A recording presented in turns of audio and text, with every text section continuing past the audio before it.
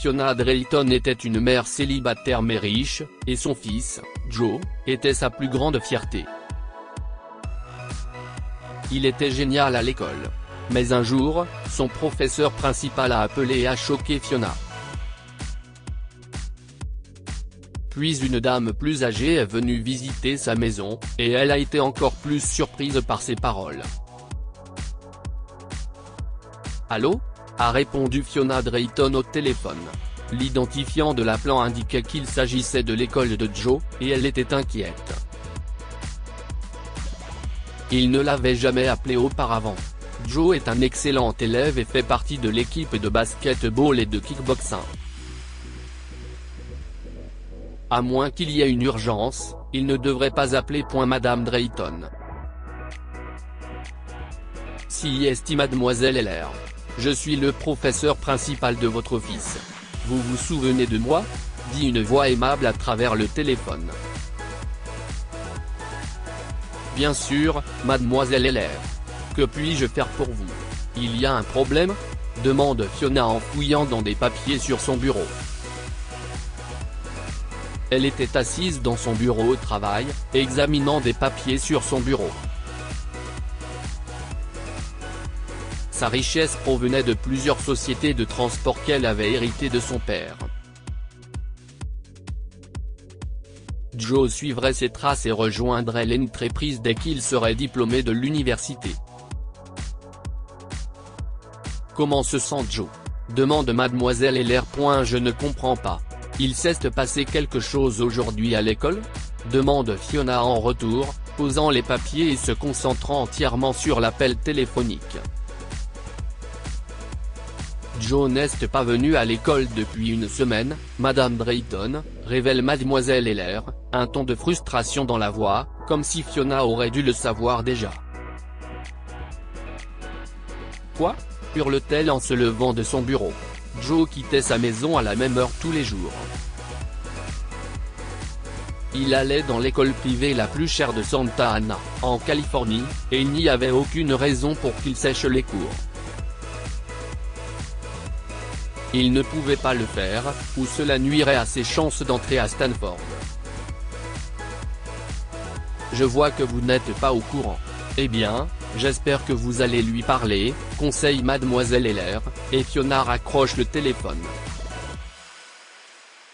Avant qu'elle ne puisse faire quoi que ce soit d'autre, son téléphone portable sonne à nouveau, et cette fois, CSTM.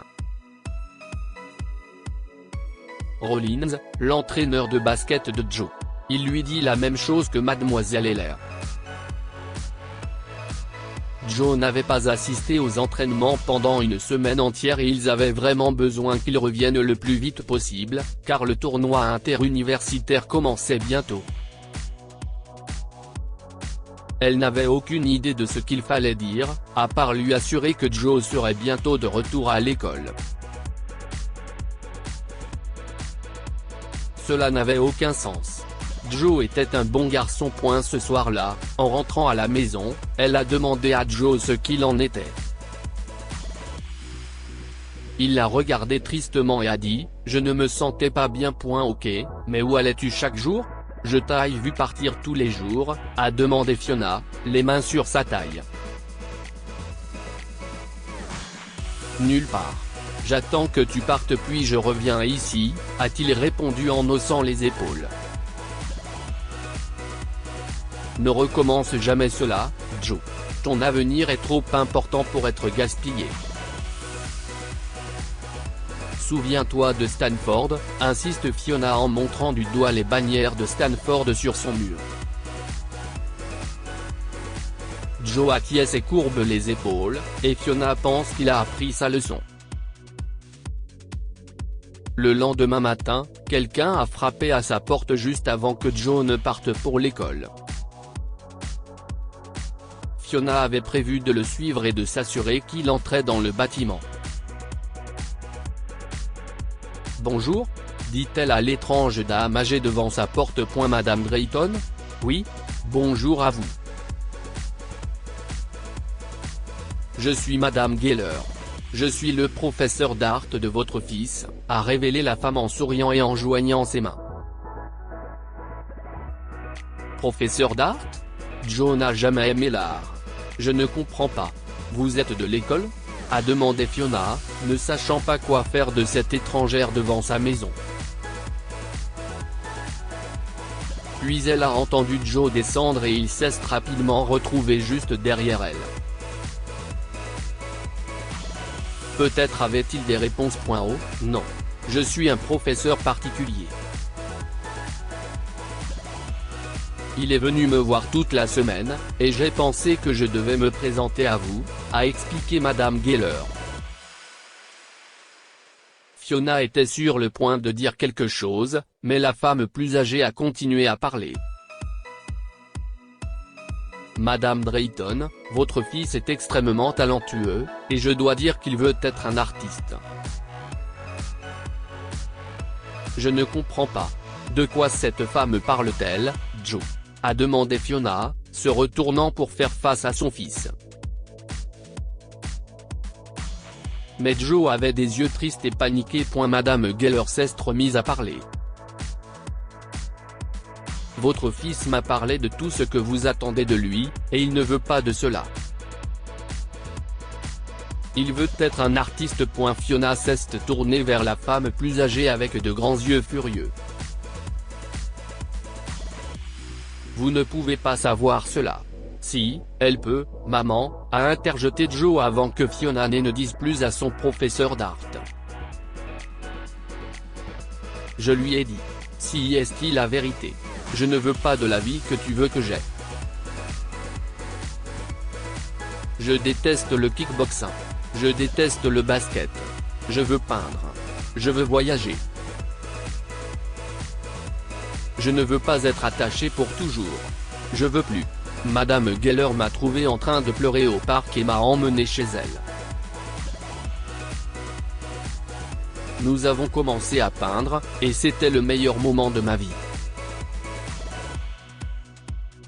Fiona a regardé son fils et a voulu objecter à tout ce qu'il disait. Elle avait déjà imaginé toute sa vie, mais en voyant son expression triste, elle a compris que c'était la vérité. Es-tu sûr de cela? A-t-elle demandé, comme si cette question allait le faire changer d'avis. Je suis sûr, maman. Joe a hoché la tête et a souri à sa mère. Fiona soupira et se tourna vers le professeur d'art. Madame Geller, voulez-vous entrer, s'il vous plaît? Ils ont eu une longue discussion sur les cours privés et sur la façon dont Joe pourrait se construire un avenir avec l'art. Fiona n'était pas sûre de tout, mais elle ne voulait pas que son fils soit malheureux. Elle l'a donc autorisé à quitter ses équipes scolaires et à rejoindre le club d'art, tout en continuant ses cours supplémentaires avec Madame Geller.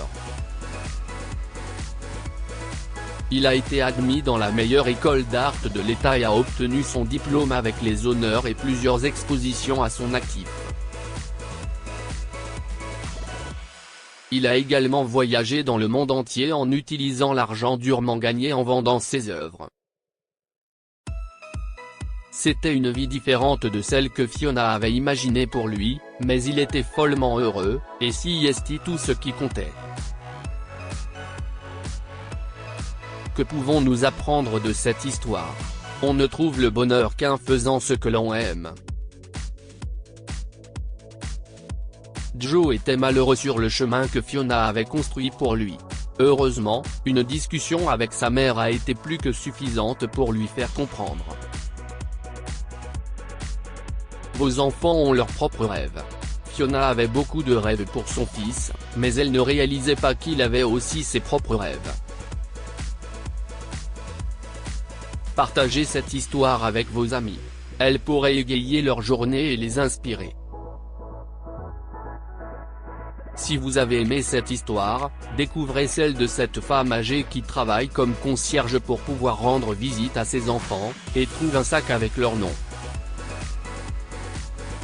Cette histoire est inspirée par l'histoire d'un de nos lecteurs et écrite par un rédacteur professionnel. Toute ressemblance avec de véritables noms ou lieux est une pure coïncidence. Toutes les images sont utilisées uniquement à des fins d'illustration. Partagez votre histoire avec nous. Elle changera peut-être la vie de quelqu'un. Si vous souhaitez partager votre histoire, envoyez-nous un mail à info@amomama.com.